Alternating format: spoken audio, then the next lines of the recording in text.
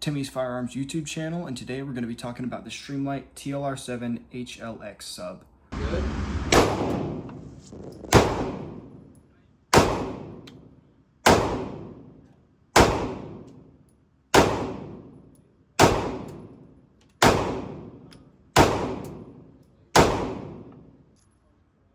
So I picked up the Tlr-7 SUB about 2-ish weeks ago now. Now there are a bunch of things that I really enjoy about this light, and we'll get into that, but first let's talk about what comes in the box. So obviously you get the light itself. I got this one specifically for my Glock 43X, the rail version, and as you can see, you've got a little thumb screw there. It's specifically designed just for that little notch to be able to be loosened or tightened with a bullet, in this case just a shell.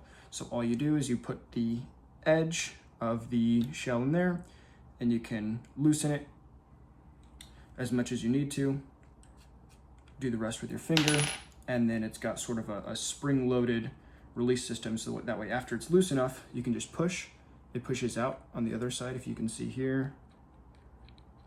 That little button pushes that out, and then you can just disconnect it from the frame of the gun. And there you are. This is how it comes from the package. Along with that, you'll also get a Type-C charging cable, which I haven't used just because I have a bunch of these laying around already. You will get this little tool, which just makes it a little bit easier to pop the pins out for the thumb buttons here. So you can see the little pins there. It also comes equipped with this little notch at the end, which again is for that screw head here. So it fits perfectly in there, but again, you can just use a shell to a bullet. Inside the light itself, the front unscrews, so you don't have to dismount the light to take the battery out, but inside you have a battery. And then you get a set of the lower profile thumb levers. So in case you don't want the bigger ones, you want the smaller ones, you can do that too.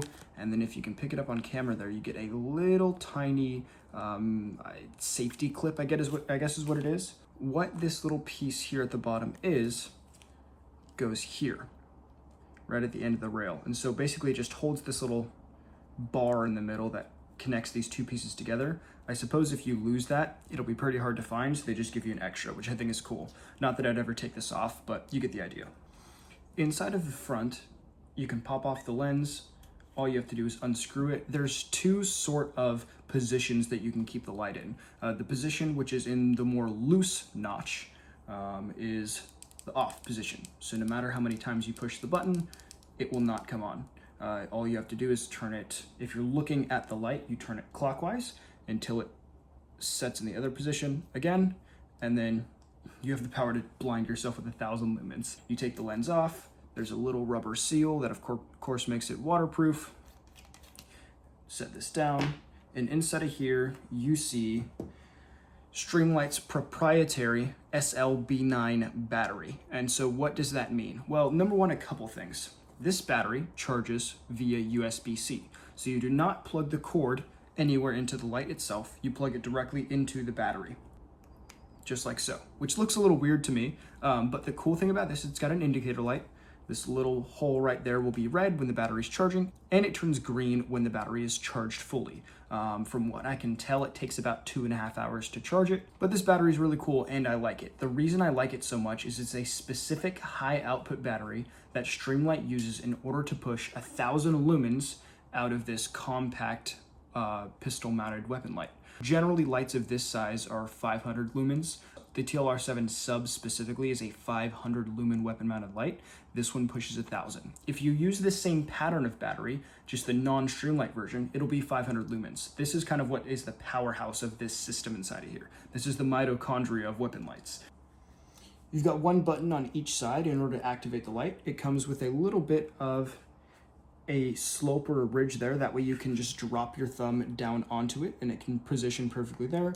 Push down, you can also push forward, and the same applies on the right side. You can drop your index finger down, or you can push forward. There's two main positions for the switch. You can tap it, and it's a constant on, as you can tell here, and tap it to turn it off, or you can hold it, and it's on while you hold it, and then as soon as you let go, then it knows that you've let go and now it turns itself off. You have a secret third setting for the light, which actually I didn't know about until I looked it up, but it's the strobe setting. So you double tap, and you get the strobe feature.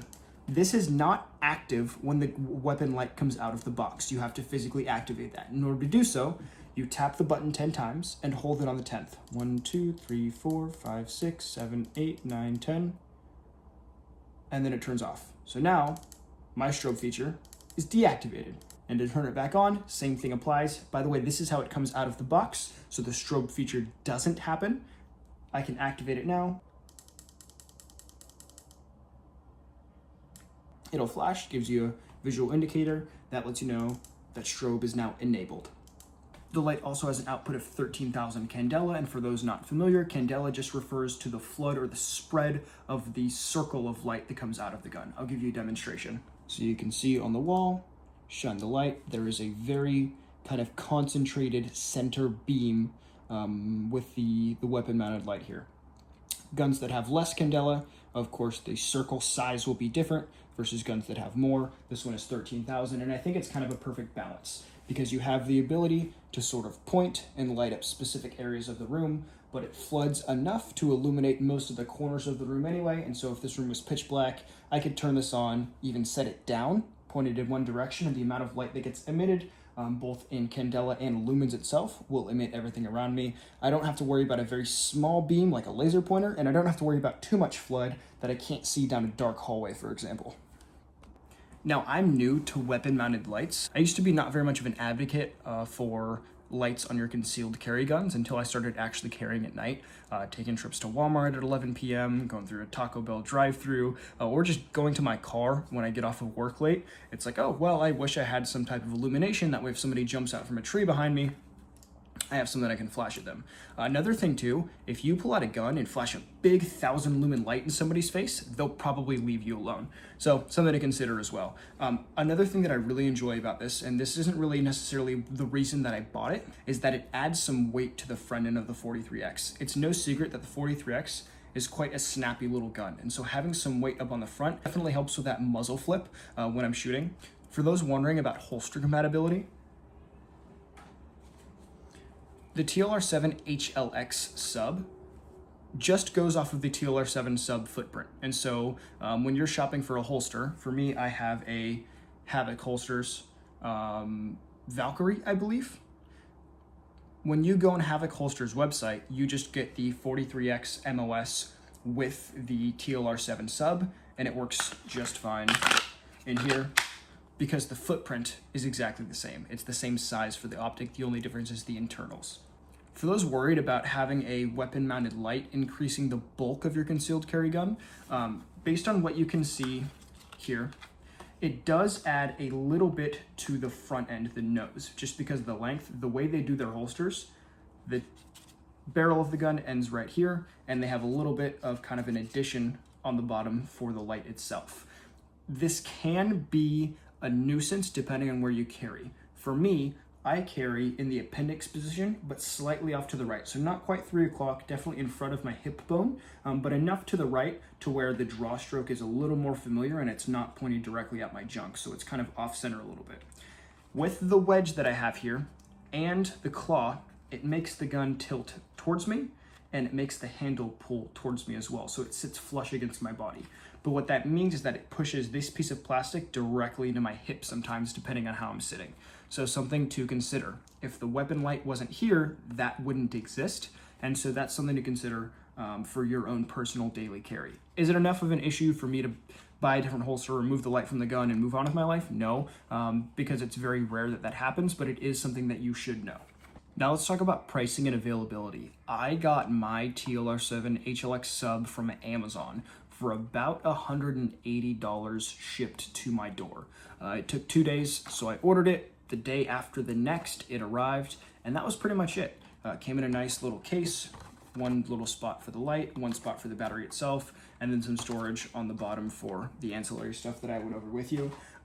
It was great. The fact that streamlight is available on Amazon makes it a lot easier. Number one, the hassle-free returns. God forbid if I don't like something, I get the wrong maybe pattern, or I get it for the wrong gun. I'm an idiot. It could totally happen. The ease of use for that is awesome. If you're gonna buy a weapon-mounted light for your concealed carry gun today, I think the Tlr-7 HLX SUB is the way to go. 1,000 lumens out of a package this small is definitely hard to beat. The fact that it's a streamlight, so it's kind of a mainstream company, it's available pretty much everywhere, is great, even Amazon. And so you really just get the best of both worlds when it comes to this. It's less than $200, you get the output and the performance that you need, it fits into this concealed carry sort of platform. Another thing to consider that not a lot of people talk about is holster compatibility. When I'm shopping for a holster for a concealed carry gun, and my gun has an O-light on it, for example, I believe they have their like PLX Valkyrie or whatever it's called. The amount of holsters that are going to be available to me with a Glock 43X and an O-sight versus a Glock 43X and a streamlight is going to be vastly different. Just because the streamlight Tlr-7 SUB is easily the most popular concealed carry weapon mounted light probably in the world. So every holster company that makes a light bearing holster is going to make one for that gun. They just are. There are some holsters that I was shopping for that if they did offer light bearing options for the guns, O-light was almost never on the list. And so that definitely contributed to me going with a little more spendy option of the streamlight, but I feel like a safer pick as well. But yeah, that's pretty much all I got. I love my light. I'll keep using it. I'll report back if anything breaks. But until then, get out there, get shooting, and I look forward to talking to you soon. Thanks so much for watching.